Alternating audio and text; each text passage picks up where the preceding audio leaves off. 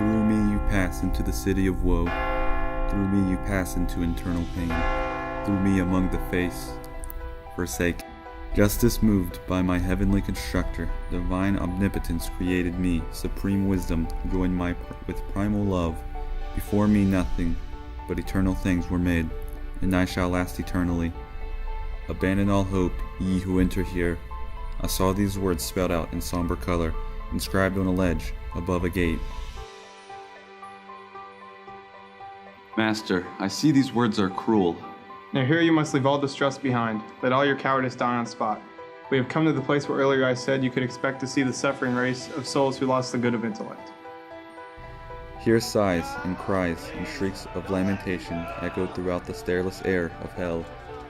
At first these sounds, resounding, made me weep, tongues confused, a language strained in anguish with credences of anger, shrill outcries and groans, raising a whirlwind storm that turns itself forever through the air of endless black, like grains of sand swirling when the whirlwind blows. And I, in the midst of all this circling, horror began. Teacher, what are these sounds that I hear? What souls are these so overwhelmed by grief? And he to me? This wretched state of being is the fate of those who lived their life but lived it with no blame and no praise. They are mixed with that repulsed choir of angels who were neither faithful nor unfaithful to their God. Heaven, to keep its beauty, cast them out, but even hell itself would not accept them for fear the damned would glory over them. And I, Master, what have these souls done that makes their screams ring with such bitterness? he answered, These wretches have no hope of truly dying. Let us not talk about them, but pass them by.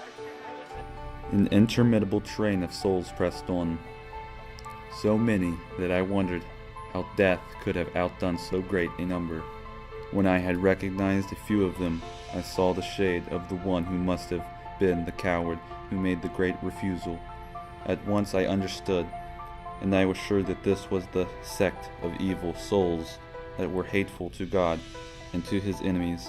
And when I looked beyond this crowd, I saw a throng upon the shore of a wide river, and made me ask, Master, who are these people, and what law is this that makes these souls so eager for the crossing as I can see, even in this dim light? All this will be made plain to you as soon as we come to stop a while upon the sorrowful shores of Acheron. and I, with eyes cast down in shame for fear that I, perhaps, had spoken out of turn, said no more until we reached the river, and suddenly, coming toward us in a boat, a man of years, whose ancient air of white screamed, Woe to you, perverted souls! Give up all hope of ever seeing heaven. I come to lead you to the other shore. Into eternal darkness I set fire. And you, the living soul, you over there, get away from all those people who are dead. But when he saw I did not move aside, he said, Another way, by other course, not here, shall you pass to reach the other shore. A lighter ship than this must carry you. and my guide. Charon, this is no time for anger. It is so willed that there where is the power to do that which is willed. That's all you need to know.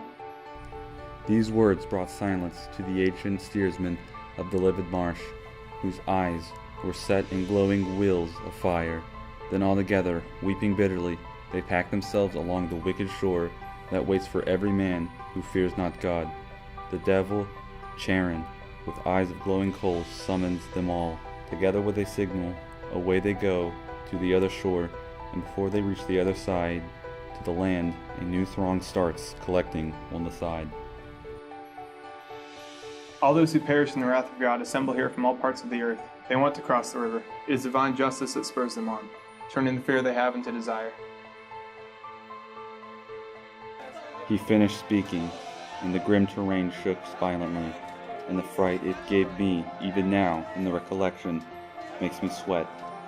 Out of the fear-drenched land a wind arose, which blasted forth into reddish light, knocking my senses out of me completely.